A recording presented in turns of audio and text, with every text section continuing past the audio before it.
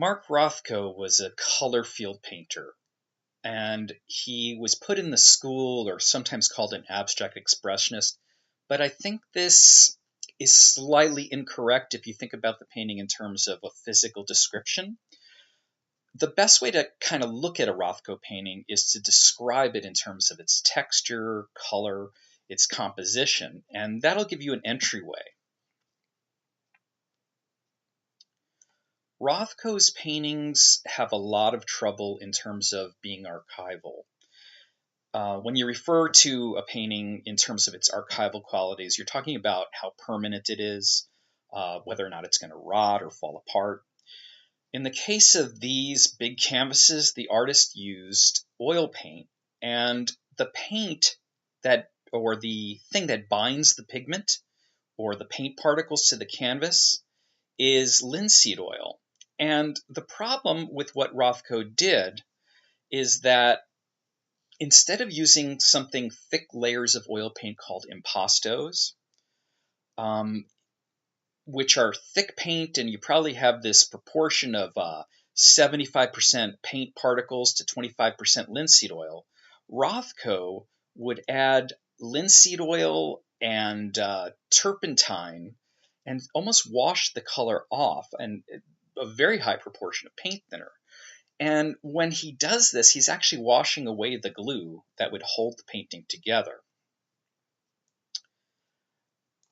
If you look at the paintings, you'll see that this kind of shows through a bit in the painting. It looks a little bit chalky.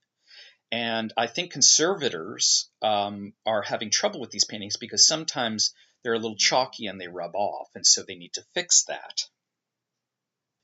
So the paintings aren't about texture, they're more about color and form.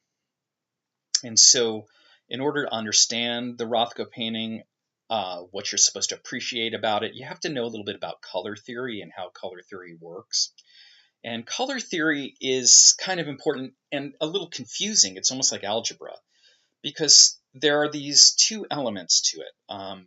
You have the purity of the color, sometimes referred to as the intensity or saturation, and it just basically means when you say something's really an intense color, it's the color it is when you squeeze it straight out of the tube, okay?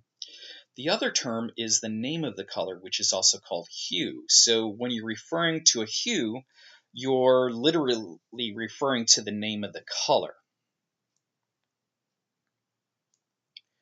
I think that the most understandable painting in terms of this is called Earth and Green. And let me analyze it for you, give you some reasons why it's probably the more important painting. He uses three colors, three hues. He uses this Prussian blue, it might be ultramarine, which is at its purest intensity. And he uses a sort of muted green that has some white in it that almost makes it sort of pastel, but it's also kind of grayed out, so it's not a very intense or saturated color. And then he uses this cadmium red, it almost leans towards orange, and it sort of leaps out at you. And when we talk about these colors, we're referring to them as warm and cool. If you think about color, blue and green and blue-green, those are colors that are associated with water. And we tend to, if you look at a picture, even a photograph, Renaissance artists knew this, atmospheric perspective, blue and grays sink back into the background, okay? Now, warmer colors that are associated with yellows and reds, they have more energy and they project forward.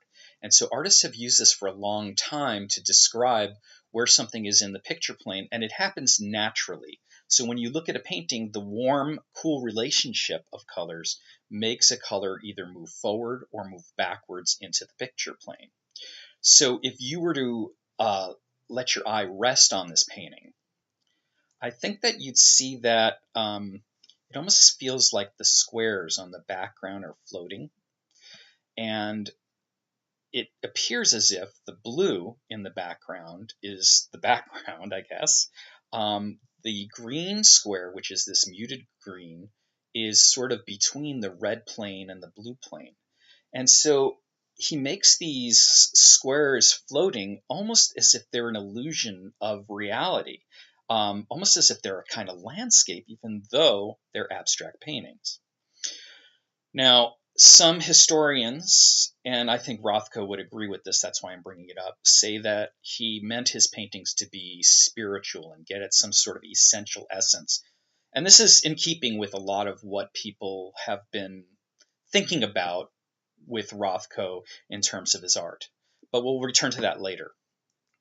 Probably composition is the next important element that you need to look at. If you think about it, it's a vertical rectangle, and in the center, just away from the edges, you've got these floating red and green rectangular boxes, and they literally kind of feel like they're floating. And when this happens, it almost looks like buildings or grass and sky, that kind of thing. It has this quality of having the illusion of being something that's actually there, but it's not, right? That ties in with some of the ideas that I want to bring forward. So I think you need to reduce it down to several qualities. The paintings for Rothko are thin and washy. He uses color theory, warm and cool color relationships. He has these geometric forms or rectangles floating in a large other plane of color. And if you look at these aspects, I think you'll be able to interpret his paintings a little bit more along the lines of what some of the other historians have said about it. And just to, back this up a little bit, Rothko himself basically said that he was trying to get to some spiritual essence. And he says this in various places, but I think this quote is pretty good. He says, "It would be good if little places could be set up all over the country, like a little chapel where a traveler or wanderer could come for an hour to meditate on a single painting hung in a small room and by itself." Now, that vision was later on turned into the Rothko Chapel in 1965. It's interesting because he died in 1970, and we'll talk about that in a second.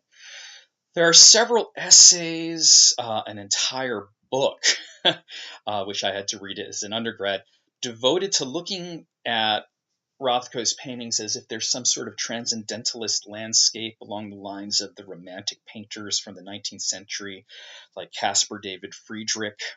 I think it's reasonable to make the leap or jump that looking at these 19th century painters like Caspar David Friedrich, they were attempting to show basically the power of nature as if it was a spiritual force.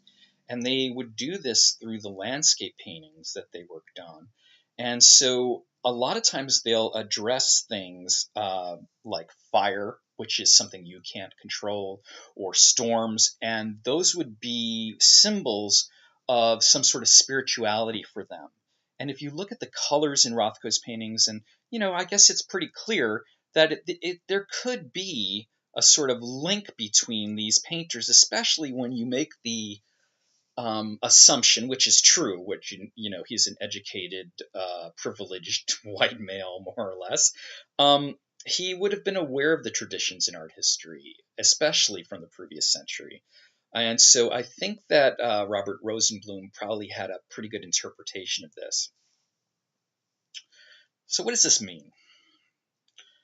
I guess what it really means is that the pictures are not realistic. They're not representational. A lot in the way of some of the abstract expressionists, such as Pollock and Lee Krasner, his wife, who was also a very good painter. And first and foremost, there's also a sort of contextual element in which he was associated, hung out, and drank with the abstract expressionist painters of the mid 20th century. And so those painters also, especially Pollock, talked about the spiritual meanings behind their paintings. And I don't think you can underestimate that. All right, so let's take a look at the context of Rothko's career. Many of the other painters who made the history books, like Rothko, hung out in New York in the 1950s in this community.